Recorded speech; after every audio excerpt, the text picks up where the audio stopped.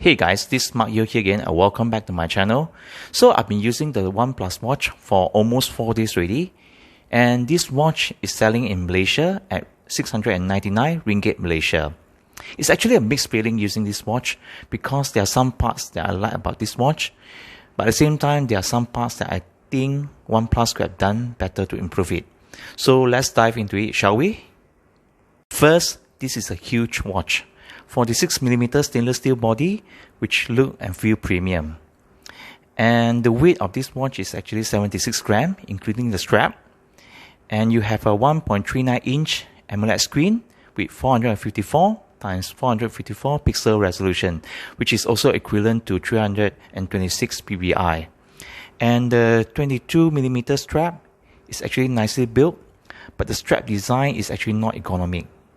And you need some time to get used to it, to wear it. So for example, you need to do this, okay, and this and this to actually wear the watch. So this is actually a bit unconventional, but I think it's actually quite inconvenient for users.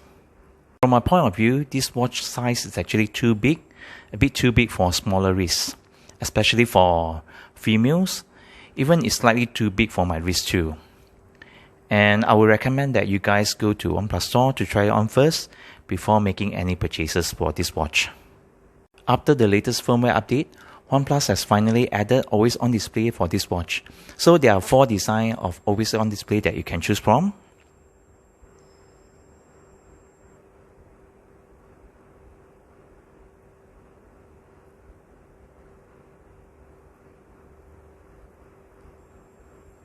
However, tap to wake is still not available on this watch. Okay, only raise to wake or press either one of these 2 buttons. So there are actually 2 physical buttons here, up and down. You press it to wake the watch. And sometimes I notice that the raise to wake function is not sensitive enough. So you have to raise your hand again to wake the watch. From the home screen, you can change the watch faces by long pressing the home screen. And there are few options here, a total of 10 out of the box that you can actually choose from. Very nice.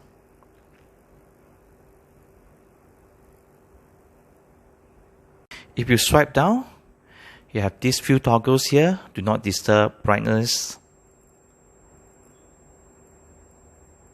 and find my phone app, the function, and also alarm. This one is actually torchlight, and also to go to your setting.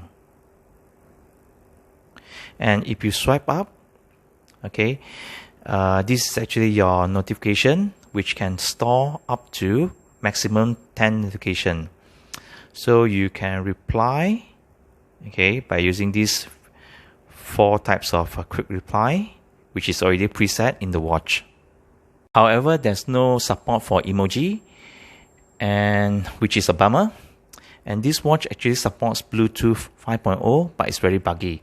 Sometimes I don't receive calls or messages notification on my watch at all, although my watch already connected to my phone via Bluetooth. So there are 2 buttons on the right. So on the top, if you press it, okay, this will actually lead you into the app menu. And the activity app will give you an overview of your activities of the days. Okay. And the workout mode, we actually have 14 modes out of the box. Oneplus actually promised 110 workout modes, but I couldn't find any of them from the Oneplus Health app to add into the watch. So what a bummer. And this watch has built-in multiple location functions like GPS, GLONASS, Galileo, Beto, so you can track your location while doing outdoor jogging.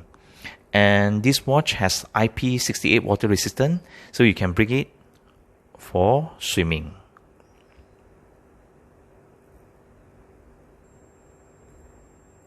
So if you go further down, you have your workout records and your heart rate monitor, blood oxygen SpO2 monitor, your sleep monitor, stress monitor, your breathing app. You have a phone app here, if you press it, so this you can actually add your favorite contacts via the OnePlus Health app, and you can access your recent call, and this is actually your dial pad, so you can actually make phone calls via here.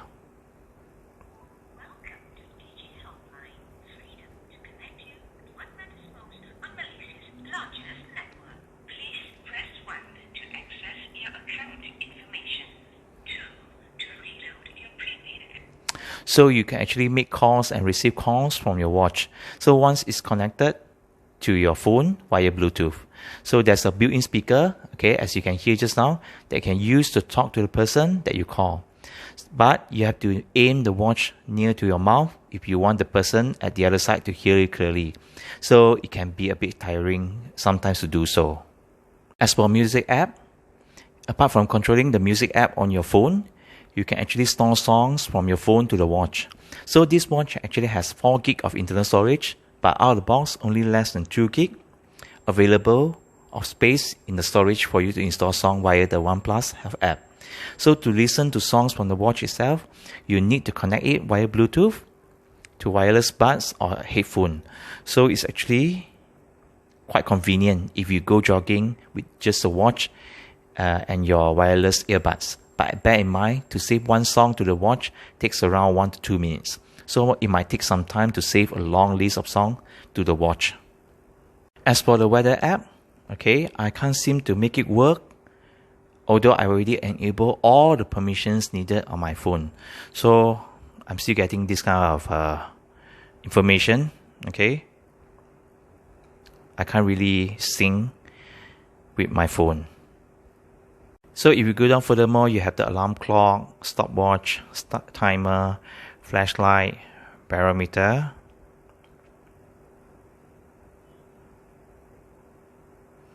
compass, and this one is actually to connect your watch to your OnePlus TV, and this app is actually to control to act as shutter button for your phone camera. And you have this setting, okay, so whereby to connect your headset or your wireless earbuds to your watch. And this one is actually to for the display, always on display, the style always on display, to enable or disable raise to wake, auto brightness, your screen off time, everything. However, there's no way to adjust the vibration strength. So by default, the vibration strength of this watch is actually pretty weak. So sometimes when there's a notification or calls coming in, I don't really notice it immediately. So it's actually pretty weak. And this is actually a function key, to actually customize the bottom key here. So you can actually set it to your liking. So this is actually quite convenient. As for battery life, I started using this watch from Sunday night, last 4 days at 100% fully charged. And after 4 days, I'm actually left with this battery life at 26%. So I only check my heart rate and SpO2 2 to 3 times per day.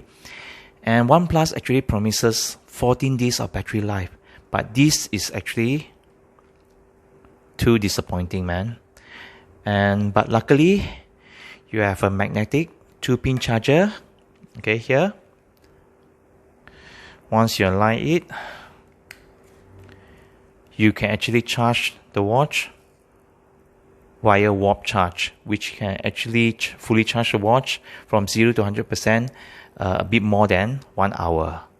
As a conclusion, guys, OnePlus actually built a nice looking watch, very premium feel and also look, but the software is poorly executed. For 699 ringgit Malaysia, it's a bit at the higher price segment. You guys can actually go for the more affordable Xiaomi Mi Watch or the Realme Watch S Pro, or the more rugged Amazfit T-Rex Pro, which is also at a cheaper price.